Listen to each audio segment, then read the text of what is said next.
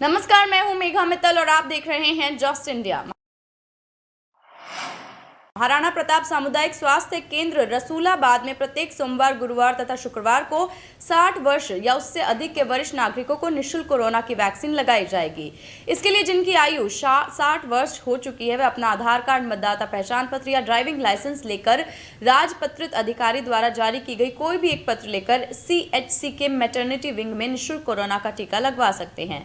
इसी के साथ जिनकी आयु 45 वर्ष से अधिक है और वो गंभीर बीमारी जैसे ब्लड प्रेशर, शुगर आदि बीमारियों से ग्रसित हैं तो वे उसके उपचार के संबंधित कागजात लाकर निःशुल्क कोरोना वैक्सीन लगवा सकते हैं।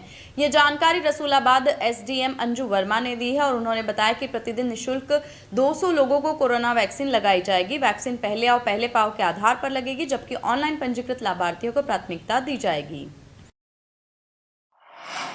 आगामी त्रिस्तरीय पंचायत चुनाव को लेकर समाजवादी पार्टी के वरिष्ठ नेताओं के साथ मंथन चल रहा है। जल्द ही पार्टी अपने प्रत्याशियों के बारे में घोषणा करेगी और यह बातें औरैया जिले में पहुंचे समाजवादी पार्टी के राष्ट्रीय अध्यक्ष अखिलेश यादव ने मीडिया से बात करते हुए कही है। उन्होंने प्रेस कॉन्फ्रेंस के दौरान बीजेपी पर जमकर हमला बोला और महंगाई, भ्रष्टाचार और अपराध के साथ साथ किसानों के साथ हो रहे उत्पीड़न पर उन्होंने बीजेपी पर निशाना साधा और कहा कि भारतीय जनता पार्टी के लोग नकली और झूठे वादे करने वाले हैं। किसानों की आय दोगुनी करने की बात करी थी सरकार ने, लेकिन आज किसान पूरी तरह बर्बाद हो चुका है। गुंडा राज को खत्म करने के बजाय महिलाओं और बच्चियों के साथ उत्पीड़न की घटनाएं दिन प्रतिदिन बढ़ती ही जा रही हैं। और आपको बता दें, सपा राष्ट्रीय अध्यक्ष अखिलेश यादव औरैया के अजितमल क्षेत्र में कार्यालय के बाद कार्यकर्ताओं के साथ बैठक कर रहे थे, जिसमें आगामी चुनाव को लेकर रणनीति बनाई गई। जनपद जालौन के कोंच कोतवाली क्षेत्र के ग्राम चांदनी से एक मामला सामने आया है, जहां एक महिला के साथ एक युवक ने दुष्कर्म की वारदात को अंजाम दिया है। संबंधित मामले में प्राप्त जानकारी के अनुसार ग्राम चांदनी निवासी एक महिला को किसी बीमारी से ग्रस्त होने के कारण उसे गाने मोहल्ले का ही एक युवक आता था, परंतु एक रात युवक ने उस महिला को अपने घर पर इंजेक्शन लगाने के लिए बुलाया और उसके साथ दुष्कर्म की वारदात को अंजाम दिया। दुष्कर्म की शिकार हुई महिला ने घर जाकर परिजनों को जानकारी दी और आनन फानन में परिजनों ने पुलिस को सूचना दी। इस संबंध में क्षेत्रीय अधिकारी कोंच ने बताया कि महिला को चिकित्सालय प्रशिक्षण के लिए भेजा गया है तथा परिजनों से प्राप्त तहरीर के आधार पर सुसंगत धाराओं के तहत मुकदमा दर्ज कर लिया गया है और आरोपी की तलाश में दबिश दी जा रही है। कोंच थाना क्षेत्र के चांदनी गांव में एक दुष्कर्म का मामला प्रकाश में आया है, जिसमें पीड़िता को टीबी के उसमें इंजेक्शन लगवाने के लिए हो गई थी, तो गांव के एक डॉक्टर साथ दुष्कर्म किया गया, जिसमें FIR लिखकर आगे कार्रवाई की गई। अभी तक सर मुलजिम कोई गिरफ्तार हुए हैं क्या? मुलजिम को गिरफ्तार करने के लिए टीम बना दी गई है और शीघ्र ही उसकी गिरफ्तारी करके उसकी जेल में। थाना क्वारसी क्षेत्र के नगला मल्लाह में युवक की गोली मारकर हत्या के मामले में पुलिस ममेरे भाई की तलाश में जुटी हुई है। आरोप है कि 3 दिन पहले हुई मामूली कहासुनी में ममेरे भाई ने ही खून के रिश्ते के भाई को गोली मार दी और दरअसल अलीगढ़ के क्वारसी थाना क्षेत्र के नगला मल्लाह निवासी 20 वर्षीय सागर वाल्मीकि मजदूरी करते थे। 3 दिन पहले सागर का उसके मामा के बेटे के साथ किसी बात को लेकर विवाद हुआ। हालांकि तब परिवार के लोगों से मामला शांत कर दिया गया था। सागर की मां अनीता ने बताया कि शुक्रवार रात सागर घर के पास ही चाउमीन खाने गया था। यहां मामा के बेटे अन्य लोगों के साथ फिर रहा था और 3 दिन पहले हुई कहासुनी को लेकर फिर से दोनों में विवाद हो गया।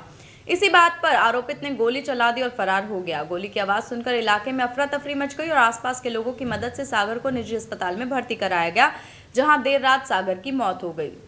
CO सिविल लाइन अनिल सामानिया ने बताया कि मामूली कहासुनी में मामा के बेटे ने युवक को गोली मारी है और युवक की मौत हो गई है। मामले में ममेरे भाई शहबाज, करण, अर्जुन, गुड्डन और एक अन्य के खिलाफ मुकदमा दर्ज कर लिया गया है। आरोपी की तलाश में पुलिस दबिश दे रही है। नगला के मोहल्ले में सागर वाल्मीकि को उसी के मामा के लड़के शहबाज और उसके साथियों ने गोली मारी थी, जिसको अस्पताल में लाया गया था। यहाँ पर उसका ट्रीटमेंट हुआ और कुछ देर बाद उसकी मृत्यु हो गई है। अभी परिजन इसके विरुद्ध तहरीर दे रहे हैं। इसमें FIR दर्ज करके कठोर कार्रवाई की जा रही है। अभी पुलिस की टीमें दबिश दे रही हैं। अभी रात में गिरफ्तारी हो जाएगी। घटना की वजह पता लगी क्या? घटना का कारण कोई स्पष्ट नहीं हो पा रहा है। शाहगंज के मिन्हासपुर में एक दिन पहले हुए विवाद के बाद नाराज होकर युवती ने जान देने की कोशिश की। उसने घर में रखा हुआ फिनाइल पी लिया, जिससे उसकी हालत बिगड़ गई। सूचना पर पहुंचे परिजन उसे SRN अस्पताल ले गए, जहां डॉक्टरों ने उसे भर्ती कर लिया। परिजनों की ओर से शाहगंज थाने में तहरीर देकर पड़ोसियों पर उकसाने का आरोप लगाया गया है और पुलिस देर रात तक जांच पड़ताल में जुटी रही। मिन्हासपुर में रहने वाला एक व्यक्ति बिल्डिंग बनाने का काम करता था। उसकी 20 वर्षीय एक बेटी थी। पिछले कुछ दिनों में युवती का अपने पड़ोसियों से मनमुटाव चल रहा था, जिसको लेकर शनिवार को पड़ोसी युवती से कहासुनी हुई और फिर मारपीट हो गई। मोहल्ले वालों ने बीच बचाव कर मामला शांत करा दिया। रविवार सुबह माँ बाप किसी काम से बाहर चले गए, जबकि उनकी बेटी अकेली थी। आरोप है कि इसी दौरान पड़ोस के कुछ लोग पहुंचे और एक दिन पहले हुए झगड़े को लेकर उसे डांट दिया। इसके बाद अचानक युवती ने भीतर जाकर कमरा बंद कर लिया और घर में रखा फिनाइल पी लिया। सूचना पर पहुंचे परिजन किसी तरह घर में दाखिल हुए तो बेटी को जमीन पर पड़ा देखा और उनके होश उड़ गए।